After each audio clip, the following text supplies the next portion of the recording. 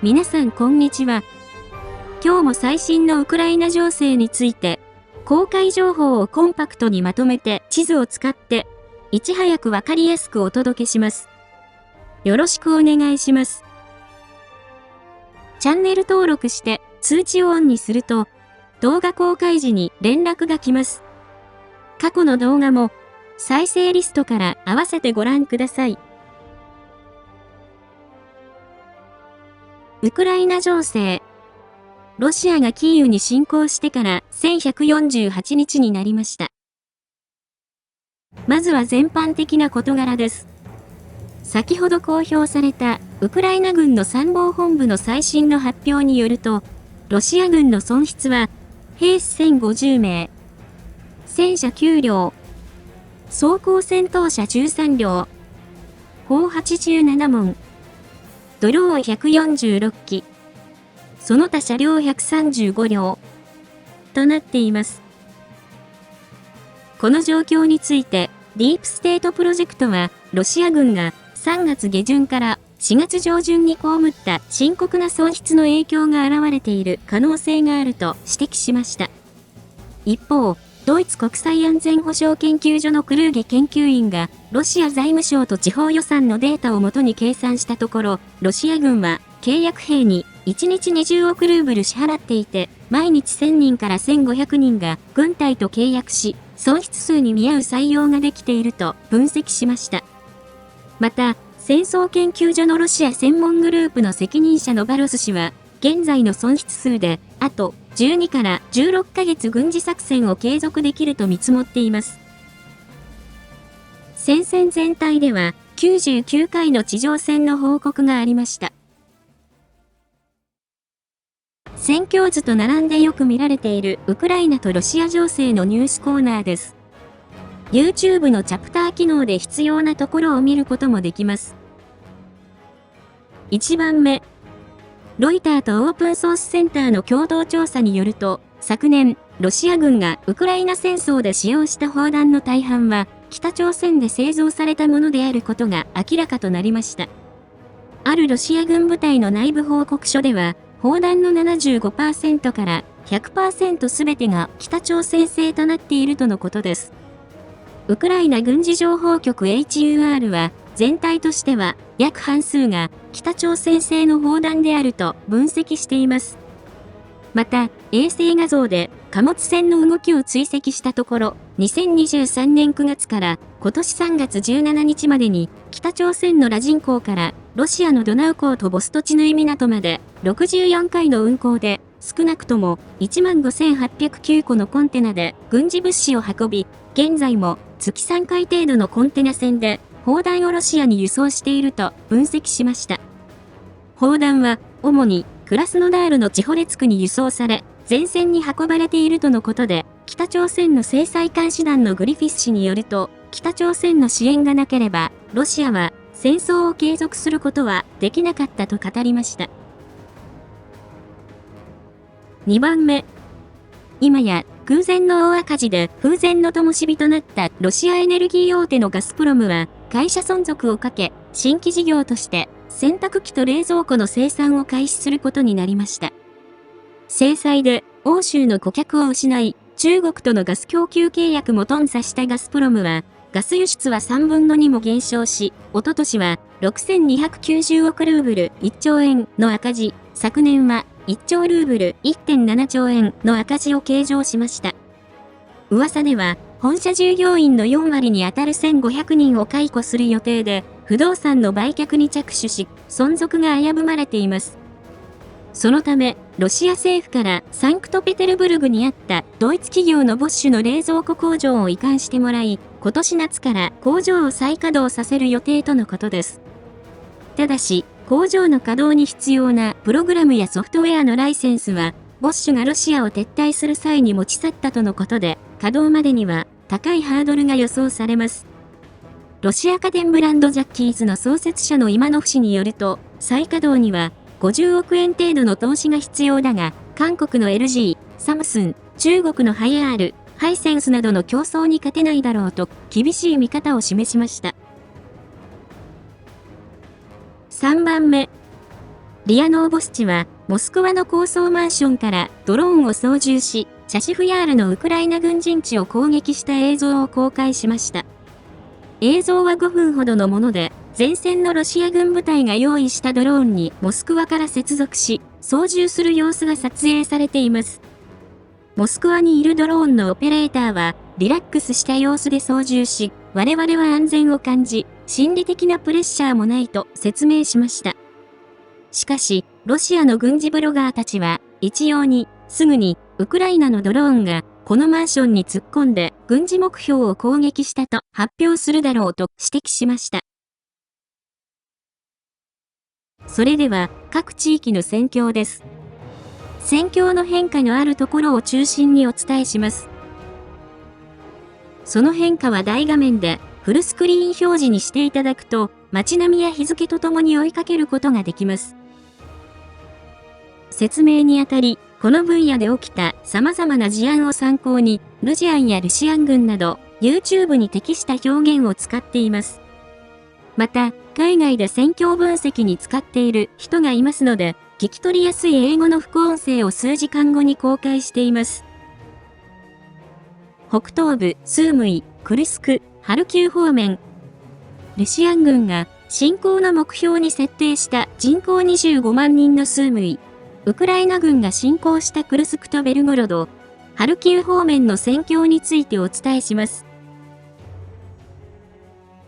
作戦に影響を与えるスームイの天気は晴れ。最高気温19度、最低気温6度。今日の天気予報は曇りとなっています。この方面でルシアン軍は、クルスク方面で17回の攻撃と48回の空爆を行いました。クルスク方面。この方面では、ルジアンが多大な損害を出しながらわずかずつ前進しています。一方、ウクライナ軍の参謀本部は、クルスクの東にあるクリュクバで、ルシアン軍の第448ミサイル旅団の倉庫と兵舎、発射地点をドローンで攻撃したと報告しました。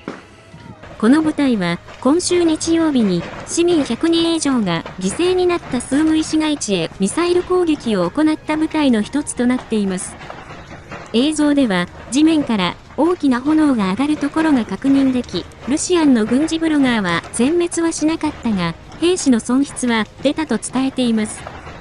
また、報復攻撃があることくらいは分かっていたはずだが、司令部はなぜ部隊を動かさなかったのかと疑問を呈しました。1番目。場所は不定ですが、ウクライナ軍のテラグループは、この方面で北朝鮮の国産自走砲を発見し撃破した情報があります。映像では、いわゆるバーベキューグリルを溶接した車両が移動中のところですが、グリルの下をすり抜けて、ハッチから中にお邪魔した様子が確認できます。2番目。オレシュニャでは、位置情報付きの映像によると、ウクライナ軍の後退とともにルジアンが前進し、現在、最前線が地図の場所となっているのが確認できます。ご覧いただいているのは、ウクライナ側の撮影したもので、地図の境界森林を上から観察したところとなっています。その他の情報も考慮して、戦況図では、ウクライナ軍の奪還地を、この南西側に2キロ縮小させ、係争地の拡大として更新しました。それ以外では、ハルキウ方面の不特定の場所で、ウクライナ軍の国家警備旅団が、ルシアン軍の機械化攻撃を撃退し、3両の MTLB 装甲戦闘車、1両の TOS-1A 重火機投射システム、その他歩兵戦闘車1両に損害を与えたと報告しています。北東部ルハンスク州方面、東部チャシフヤール方面、クピャンスクからチャシフヤール方面の戦況についてお伝えします。この方面でルジアンは、クピャンスク方面で1回、スバトベクレミンナ戦は20回、シベルスク周辺で2回、チャシフヤール方面では4回、トレツクの方向は11回攻撃を行い、この後説明するトレツク以外では、ルシアン軍の攻撃はウクライナ軍が撃退し、戦況図に影響のある情報はありませんでした。トレツク方面。この方面では、ロシア軍が市街地で苦戦し、ウクライナ軍が反撃を行いました。1番目。5日前に、ロシア軍が機械化攻撃を行い突破したネプリフカでは、ウクライナ軍がドローンを使って、ルジアンの残党を排除し、奪還しました。ロシア軍の誘導砲弾の位置から判明しました。ご覧いただいているのは、ウクライナ側のもので、ネプリフカ付近のルジアンを探しているところとなっています。戦況図では、5キロの範囲でウクライナ軍が奪還したとして更新しました。2番目。また、中央鉱山の南東の住宅地では、ウクライナ軍がドローンでルジアンを排除しています。ご覧いただいているのは、ウクライナ軍の第2大統領警護旅団の撮影したもので、地図の建物で、ルジアンが穴を掘っているところを眺めている様子となっています。こちらは、戦況図に変更はありません。3番目。また、その山岳区南の場所では、位置情報付きの映像によると、ウクライナ軍が反撃を行い、前進しました。ウクライナ軍は、この場所が急所と見ているようです。ロシア軍が誘導砲弾で奪われた陣地を反撃していることから判明しました。ご覧いただいているのは、ロシア軍のもので、地図の場所にある鉱山の地下施設と思われる建物を観察しているところとなっています。戦況図では、この場所まで300メートルの範囲で、ルジアンの占領地を縮小させ、係争地が拡大したとして更新しました。4番目。シカバルカ付近の郊外では、昨日ロシア軍が前進したとお伝えしましたが、その後の位置情報付きの映像で、地図の陣地でウクライナ軍が投降しているところが確認されました。ご覧いただいているのは、ロシア軍の第68戦車旅団のものとなっています。この場所が、ロシア軍の支配下にあることが判明しましたので、戦況図でも、高速道路の東側をロシア軍が占領したとして更新しました。面積は2平方キロになります。南東部、ドネツク州、ポクロフスク、コスティアンティノピル、ベリカノボシルカ方面の戦況についてお伝えします。この方面でルジアンは、ポクロフスク方面では8つの集落で不特定の回数、コスティアンティノピル、ベリカノボシルカ方面で7回攻撃を行いました。ポクロフスク方面。この方面では、ウクライナ軍の奪還が目立っています。1番目。ポクロフスクの南のダチェンスケでは、位置情報付きの映像によると、ウクライナ軍が前進し、ロシア軍が奪われた陣地に、ドローンで反撃を行っています。ご覧いただいているのは、ロシア軍のもので、地図の場所の様子を観察しているところとなっています。この場所には監視塔があり、ちょうど、ポクロフスクの防衛線が川で切れているところで、ルジアンが昨年12月28日に占領した場所となっていました。戦況図では、この場所のルジアンの占領地を600メートル縮小させ、係争地として更新しました。2番目。また、ポクロフスクの南西のピシチャネでも、ウクライナ軍が反撃を行い、工場を奪還しました。ご覧いただいているのは、ウクライナ軍の第425スカラ大隊のもので、地図の場所の様子となっています。戦況図では、この工場の一部500メートルの範囲でウクライナ軍が奪還したとして更新しました。それ以外の多数の攻撃は、ロシア軍の前進にはつながりませんでした。ベリカノボシルカ方面。この方面で、ロシア軍は、シェフチェンコに戦力を集中させ、総攻撃を開始した可能性があります。1番目。ベリカノボシルカの北にあるドニプロエネルヒアでは、ロシア軍が多連装ロケットを発射して、ウクライナ軍の動きを牽制し、機械化攻撃を行いました。ご覧いただいているのは、ロシア軍のもので、地図の場所の様子となっていて、この攻撃はウクライナ軍により撃退されました。この付近は、1ヶ月前は、ルジアンが集落を越えて前進していたところですが、その他の情報も総合して、戦況図では、モクリアリー川の北側のルジアンの占領地を縮小させ、その北側の郊外は、ウクライナ軍が奪還したとして更新しました。奪還した面積は3平方キロになります。2番目。その西にあるシェフチェンコは、高台にあり、戦略的に重要な地点となります。昨日の動画で、ロシア軍は、シェフチェンコに攻撃を開始した可能性があるとお伝えしましたが、この日、ロシア軍は、シェフチェンコとビルネポールに空爆と砲撃を行ってから、少なくとも20両の装甲車と41台のオートバイからなる中隊規模の攻撃を行いました。ご覧いただいているのはウクライナ側のもので、シェフチェンコに向けて前進するロシア軍の様子となっています。この攻撃は、ウクライナ軍の砲撃、ドローンによって撃退され、ロシア軍は集落に近づいたものの、集落に入ることはできませんでした。